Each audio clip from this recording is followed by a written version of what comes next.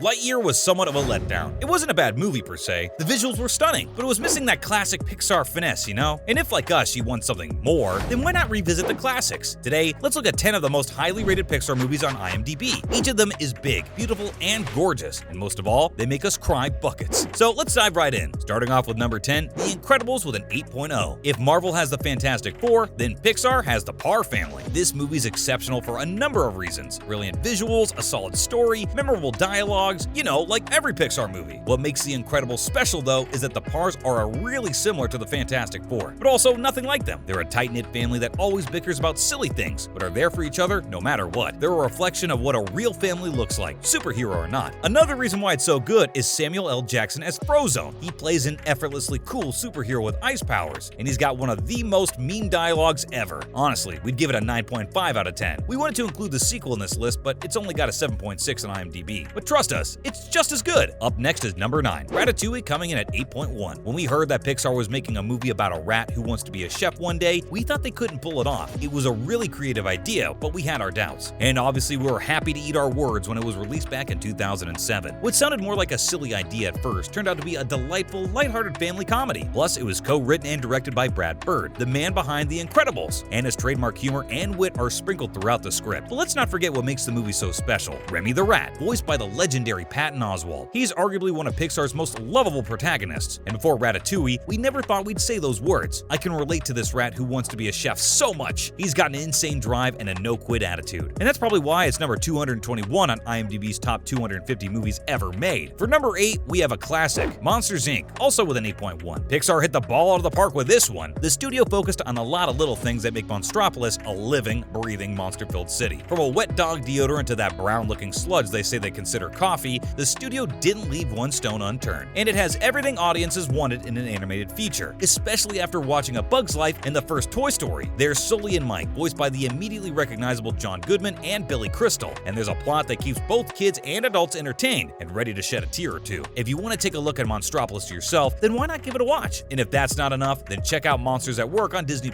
It's got just one season right now, but it's been greenlit for a second run, which will arrive in 2023. Up next is number 7, Finding Nemo, with an 8.2. If you want to trip into the depths of the Great Barrier Reef, then look no further. The fact that Finding Nemo was released all the way back in 2003 is kind of hard to believe, and it had been years since we saw it ourselves. But before making this video, we decided to stream it on Disney+, and it made us all fall in love with Pixar all over again. The movie sees a widowed father go to extreme lengths to find and protect his only son, Nemo. But what makes it so special are the friends he makes along the way, including Dory, and it's got a fish tank heist and a fish-murdering toddler. So there's no wonder it won an Oscar for Best Animated Feature. But an Oscar isn't the only reason it's at 153 on IMDb's Best of All Time list. Albert Brooks as Marlin was a genius casting choice, and his performance gives the movie some major gravitas. But more than that, Finding Nemo's got heart, and that's why you should rewatch it again too. At number 6, there's the very unique Inside Out with an 8.2. There isn't a lot we can say about it that hasn't been already said. Just about everyone can relate to something in Inside Out. The plot's pretty simple. Riley is a young girl who's forced to move from the Midwest to San Francisco, but her emotions get the better of her, and she starts acting out. More particularly, the extreme reactions are brought on by joy, anger, fear, sadness, and disgust. Parks and Recreation fans did a backflip when they learned that Amy Poehler would be voicing Joy, and it's a perfect fit. The cast also includes well-known actors such as Mindy Kaling, Bill Hader, and Richard Kind. But what makes Inside Out unique isn't its ambition or the personification of emotions, it's how incredibly moving it is. It keeps things lighthearted right until the end, when you pull out your tissues to wipe those tears away. Coming up is another Pixar classic at number 5, Toy Story 3 with an 8.3. We'll keep this brief. Toy Story 3 felt like the end of an era. The reason why it feels so monumental to this day is that it marked the end of a trilogy, even though there's another one after it. We can get into that some other day. The movie brings everything great about the franchise together in less than 2 hours. From the original gang to Michael Keaton as Ken the doll to a dastardly strawberry-scented bear. And let's not forget the climax, where the toys we love so much almost get melted into a pile of garbage. And to top it all off, Woody watches Andy drive away to college, waving goodbye to years of friendship. It's an absolute tearjerker, and one of our top picks for one of the best movies of all time. For number 4, we have one of our favorites, Up, at 8.3. Remember going into the cinema and watching the first 10 minutes of Up? Yeah, we curled up into the fetal position and cried like babies. The short montage of Carl and Ellie's decades-long relationship is utterly heartbreaking. The pair fall in love, get a home, and decorate it beautifully, but Ellie suffers a miscarriage, and eventually she becomes sick and passes away. Poor Carl is old and alone, and that's where the movie begins. It's as good an opening to any movie you'll ever see, but then begins Carl's friendship with a sweet boy named Russell, and they go on an adventure that explores grief, hope, and the human spirit. It's right up there with Toy Story 3 for us. Up next is number 3, the original Toy Story with an 8.3. The first Toy Story will always remain timeless. It isn't a match for more recent Pixar movies, but its animation and scope hold up really well. Plus, it's the first ever feature-length movie to be entirely computer animated, and it features an impeccable cast, including Tom Hanks, Tim Allen, Don Rickles, and Annie Potts, which sets the standard for Pixar to attract huge names as voice actors. The characters are sassy and lovable, and bounce off each other amazingly, and the movie's short enough to be entertaining, but long enough to be extremely memorable, and it'll remain one of the greatest works Pixar's ever produced. At number 2, we have Coco with an 8.4. If you haven't watched Coco, then you should be ready to shed tears. The film's primarily set in the land of the dead, and that doesn't sound like a Pixar movie at first, but just like Ratatouille, Coco has both heart and humor. It's about a young musician, Miguel, who's trying to find a legendary singer and his great-great-grandfather in the land of the dead. The characters are quirky, well-developed, and really relatable, and at this point, we all know how visually stunning Pixar movies are, but Coco might be better than its competition. It deserves its 8.4. Finally, at number 1, WALL-E with an 8.4. Even though we would have placed Toy Story 3 at number 1, we've got to admit that WALL-E deserves the top spot. Thousands of critics around the world agree that it's one of the most profound animated films ever made. It incorporates themes such as consumerism, waste management, and global catastrophic risk, but it's all about WALL-E, a waste compactor robot who's aware of who he is, and is also curious about human life, and he falls in love with a sleek robot named Eve, whose prime directive is to look for planets for human habitability. The movie handles romance in a way that's genuinely heartwarming to watch. With several awards to its name, including a Golden Globe, Saturn Award, and an Oscar, WALL-E is perhaps the best movie Pixar has made so far, and it'll be difficult for them to top it. And that's a wrap for this video. Thanks for watching. So, what'd you think of IMDb's list? Are there other Pixar titles that should have been on it? Tell us in the comments below. And as always, be sure to give us a big thumbs up and subscribe to our channel so you don't miss out on more videos just like this. Until next time.